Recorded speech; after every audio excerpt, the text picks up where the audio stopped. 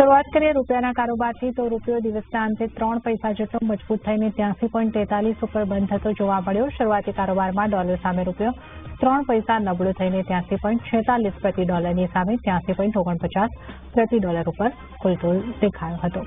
તો જે રીતે આપણે વાત કરી 83.43 ઉપર રૂપિયો બંધ થયો છે અને ડોલર ઇન્ડેક્સ 105.52 ઉપર આપણને દેખાઈ રહ્યું છે. ચર્ચા માટે આપણી સાથે જોડાયા છે એક્સિસ સિક્યોરિટીઝના દિવ્ય કલાણી. દિવ્ય, સ્વાગત છે આપનું સીએનબીસી બજાર પર. અને હવે જે રીતે આપણે ફરી એક વખત રૂપિયાને નાની રેન્જની અંદર જ જોઈ રહ્યા છે, કઈ રીતનો આપનો વ્યૂ બની રહ્યો છે અને ડોલર ઇન્ડેક્સ 105.5ની ઉપર સસ્ટેન થતો આપને લાગી રહ્યો છે? Good evening. ડોલર ઇન્ડેક્સની વાત કરું તો યસ્ટરડે સેશનમાં આપણને એક શું કરેક્શન જોવા મળ્યું હતું પ્રાઇઝિસની અંદર.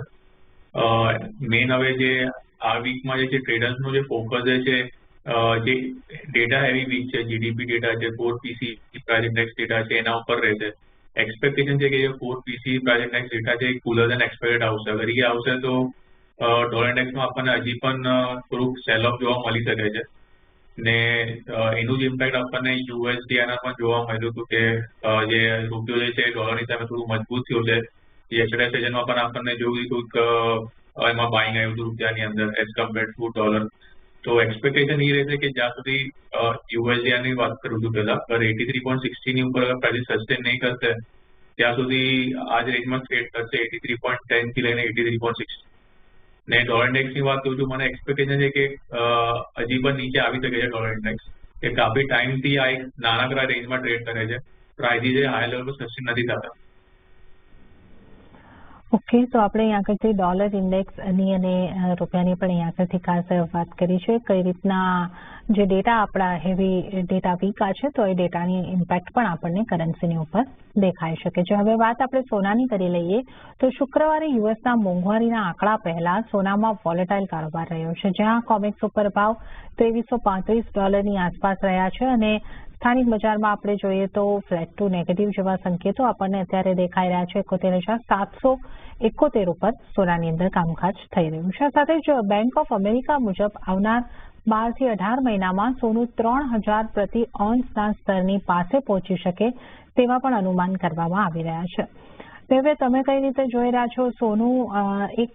એ પણ રેન્જની અંદર જ આપણને ખાસ કરીને દેખાઈ રહ્યું છે અત્યારે.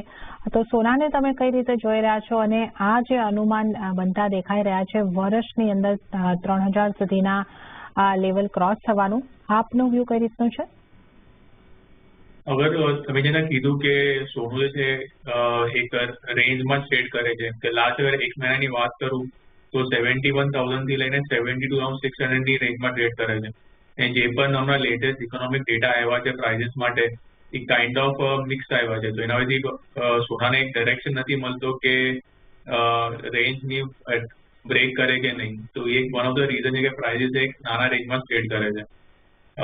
જે રીતના જેવું કે ડોલર ઇન્ડેક્સમાં આપણને થોડુંક પ્રોફિટ બુકિંગ જોવા મળ્યું હતું યસ્ટરડે સેશનમાં, તો એને પ્રાઇઝિસને એક લોઅર લેવલ પર થોડુંક સપોર્ટ આપ્યું છે.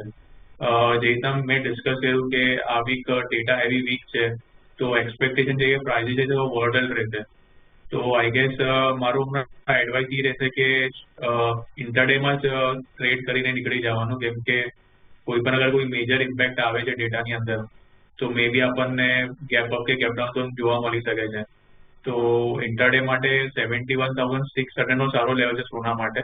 પ્રાઇઝિસ અગર ત્યાં આવે તો ત્યાં બાય કરીને ચાલવાનું. સ્ટોપ તો 71,400 મેન્ટેન કરવાનું, ટાર્ગેટ ઉપરમાં 71,850નું રાખવાનું.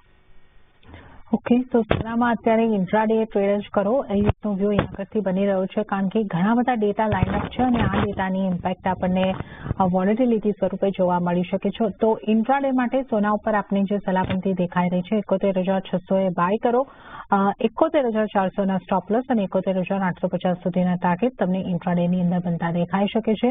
તો આ વ્યૂ ખાસ કરીને અહીંયા આગળથી સોના ઉપર બનતો દેખાઈ રહ્યો છે.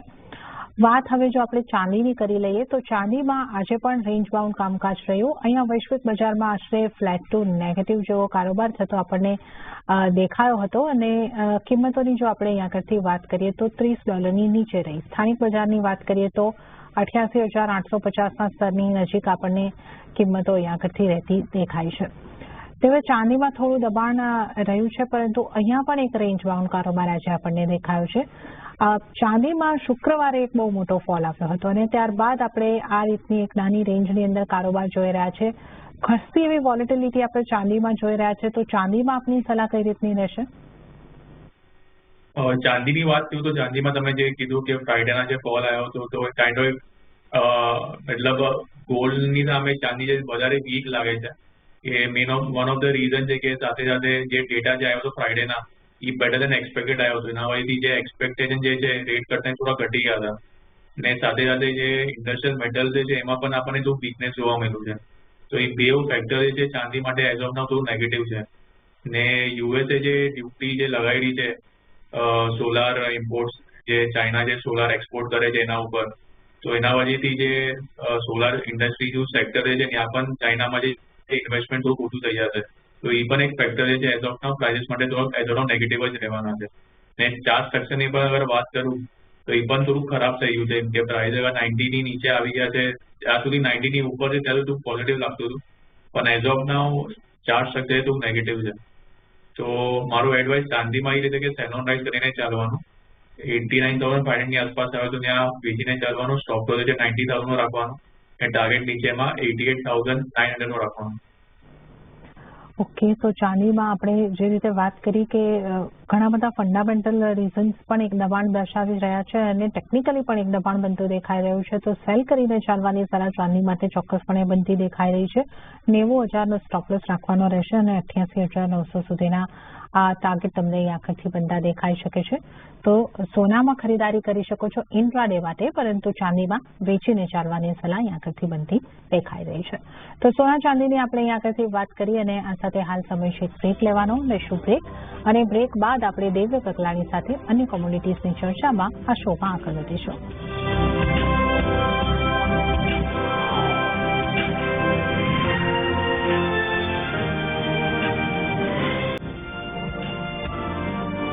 વિરામ બાદ કોમોડિટી બજારમાં આપનું ફરી એક વખત સ્વાગત છે અને આજે આપણી સાથે ચર્ચામાં દેવ્ય કકલાણી જોડાયેલા છે. હવે આપણે ક્રૂડના કારોબારની વાત કરીએ તો ક્રૂડમાં શરૂઆતી કારોબારમાં તેજી પર દેખાઈ હતી, પરંતુ ત્યાંથી એક રોક લાગતી જોવા મળી. પરંતુ આપણે જો જોઈએ બ્રેન્ટની કિંમતો તો જે $86 સુધી પહોંચતી દેખાઈ હતી તે હવે $86 નીચે પહોંચતી દેખાય છે. 85.49 ના સ્તરની આસપાસ કારોબાર. સ્થાનિક બજારમાં પણ ક્રૂડમાં 0.5% જેવો ઘટાડો નોંધાયો છે અને 6,779 પર આપણે ક્રૂડને પહોંચતા જોઈ રહ્યા છે.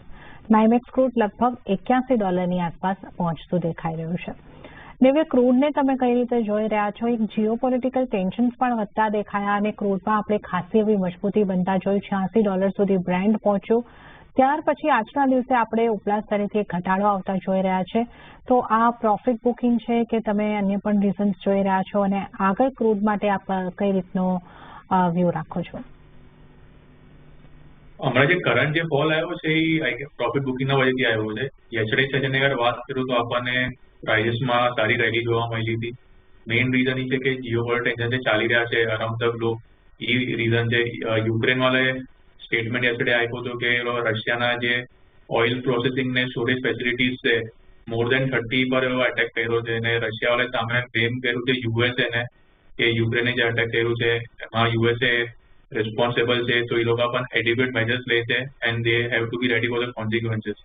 તો એક ટેન્શન જે છે જીઓપોલિટિકલ ટેન્શન એક વધી ગયું છે આફ્ટર દેટ.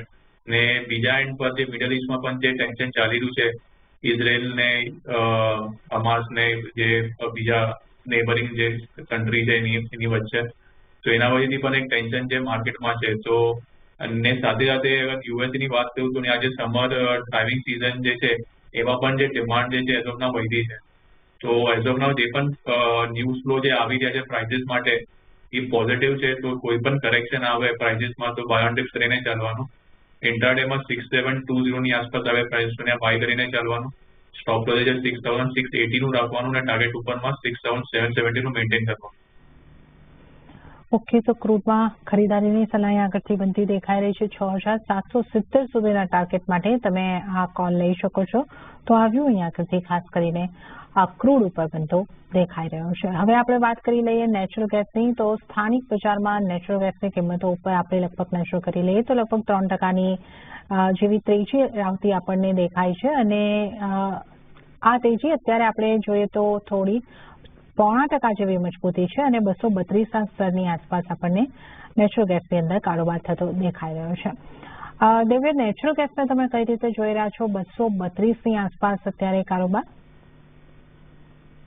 નેચરલ ગેસમાં પણ નેશનલ સેશનમાં પણ એક સારી રેલી જોવા મળી હતી. નાઇમેક્સમાં નેચરલ ગેસ ઓલમોસ્ટ 3% ઉપર હતું. મેઇન ફેક્ટર એ છે કે જે અમારા કરંટ વેધર ફોરકાસ્ટ જે આવ્યું છે એનું એક્સપેક્ટેશન એ છે કે નેક્સ્ટ 15 ડેઝમાં યુએસએના જે પણ પાર્ટ છે, મેજોરિટી ઓફ ધ પાર્ટ્સ, ત્યાં ટેમ્પરેચર છે વધવાનું છે. તો એનો ડાયરેક્ટ ઇમ્પેક્ટ એર કન્ડિશનના ડિમાન્ડ પર પડશે. એની ડિમાન્ડ જે વધી જશે. તો એક ફેક્ટર હતું જે પ્રાઇસ ઉપર ગયા છે. તો ને સાથે સાથે ટેકનિકલ પર વાત કરું તો જ્યાં સુધી પ્રાઇઝિસ 220ની નીચે 220ની ઉપર છે ત્યાં સુધી બાય ઓન ડિપનો વ્યૂ રાખવાનો. ઇન્ટ્રાડે માટે કરંટ લેવલ પરની આસપાસ બાય કરીને ચાલી શકે 232ની અરાઉન્ડ. સ્ટોપ લોસ 228નું રાખવાનું અને ટાર્ગેટ ઉપરમાં 237નું મેન્ટેન કરીને ચાલવાનું. ઓકે, તો નેચરલ ગેસમાં પણ ખરીદારી કરવાની સલાહ આગળથી બનતી દેખાઈ રહી છે. 228નો સ્ટોપ લોસ રાખવાનો રહેશે અને 237 ટાર્ગેટ માટે નેચરલ ગેસની અંદર ખરીદારી કરીને ચાલો. તો આવ્યું અહીંયા આગળથી ખાસ નેચરલ ગેસ ઉપર. હવે આપણે મેટલ્સના કારોબાર ઉપર નજર કરી લઈએ તો બેઝ મેટલ્સમાં આજે એક સારી ખરીદારી આવતી જોવા મળી. જ્યાં વૈશ્વિક બજારમાં કોપરની કિંમતો 2 મહિનાના નીચલા સ્તરની પાસે યથાવત છે, પણ સ્થાનિક બજારમાં તમામ મેટલ્સમાં મજબૂતી રહી. સૌથી વધારે ઝીંકની અંદર આપણને મજબૂતી આવતી દેખાય છે. લગભગ 1.5% જેવી મજબૂતી ઝીંકમાં આવી છે અને વાસ્તવમાં ચાઇનામાં પ્રોપર્ટી માર્કેટમાં રોકાણ ઘટ્યું હોવાથી મેટલ્સની અંદર વોલેટાઇલ કારોબાર થતો દેખાઈ રહ્યો છે. દેવ્ય, તમે મેટલ્સને કઈ રીતે જોઈ રહ્યા છો? આજે સ્થાનિક બજારમાં આપણને એક ખરીદારી તરફનો માહોલ બનતો દેખાયો છે, પરંતુ વૈશ્વિક બજારમાં હજી કોપર હોય કે અન્ય મેટલ્સ હોય એક દબાણ તરફનો કારોબાર બનતો દેખાઈ રહ્યો છે. ચાઇના તરફથી જે સપોર્ટ મેટલ્સને મળવો જોઈએ એવા કોઈક સંકેતો આપણને નથી મળતા દેખાઈ રહ્યા. તો મેટલને આપ કઈ રીતે જોઈ રહ્યા છો? મેટલ્સ માટે હમણાં આજે વીકમાં જે ડેટા છે કાફી ઇમ્પોર્ટન્ટ રહેશે. જીડીપી ડેટા અને કોર પીસી પ્રાઇસ ઇન્ડેક્સ ડેટા. એક્સપેક્ટેશન છે કે એમાં ડાઉનટિક આવવાનું છે. અગર ડાઉનટિક આવશે તો જે રેટ કરના જે એક્સપેક્ટેશન જે છે એ વધી જશે. તો એ પ્રાઇઝિસને જે છે આગળ જઈને સપોર્ટ કરશે. અને સાથે સાથે તમે જે કીધું કે ચાઇના વાળા એઝ ઓફ નાઉ કોઈ સપોર્ટ નથી આપતા, પણ એક્સપેક્ટેશન એ પણ છે કે ત્યાંની જે ઇકોનોમીને બૂસ્ટઅપ કરવા માટે સ્ટિમ્યુલસ મેજર અનાઉન્સ કરી શકે છે.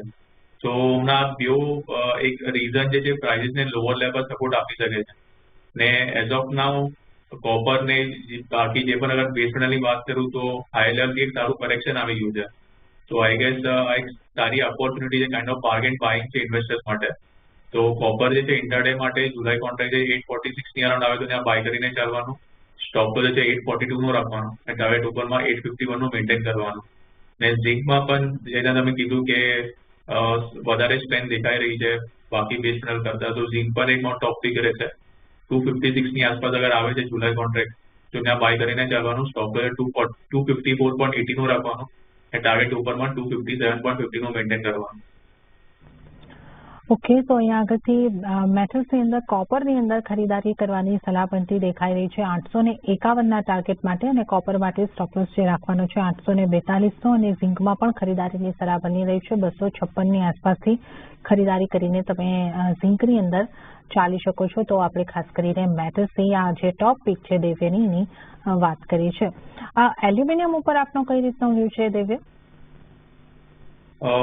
એલ્યુમિનિયમ પણ હમણાં એઝ ઓફ નાઉ મને પોઝિટિવ જ લાગે છે. એટલે નીચેમાં અગર 230 આસપાસ આગળ આવે છે લેવલ તો ત્યાં આવો બાય કરીને ચાલી શકે છે. સ્ટોપ 228નું રાખવાનું અને ટાર્ગેટ ઉપરમાં 233નું મેન્ટેન કરીને રાખવાનું. ઓકે, તો એલ્યુમિનિયમ પર પણ એક પોઝિટિવ વ્યૂ અહીંયા આગળથી બનતો દેવ્યનો લાગી રહ્યો છે. તો મેટલ્સમાં આપણે જે રીતે વાત કરી કે હવે ચાઇના તરફથી ફરી એક સપોર્ટિંગ મેઝર્સ આવતા આપણને દેખાઈ શકે છે. એની આશાએ આપણે એક ખરીદારી તરફનો વ્યૂ ચોક્કસપણે લઈ શક્યું છે. ત્યારે દેવ્ય, આપનો આભાર. આપ અમારી સાથે જોડાયા અને તમામ નોન એગ્રી કોમોડિટીઝ અંગે આપણે ચર્ચા કરી. આપનો આભાર. અને આ સાથે જ હાલ ફરી એક વખત સમય થઈ રહ્યો છે એક બ્રેક લેવાનો. લેશું બ્રેક અને બ્રેક બાદ આપણે એગ્રી કોમોડિટીઝની ચર્ચા સાથે કોમોડિટી બજાર શોમાં આગળ વધીશું.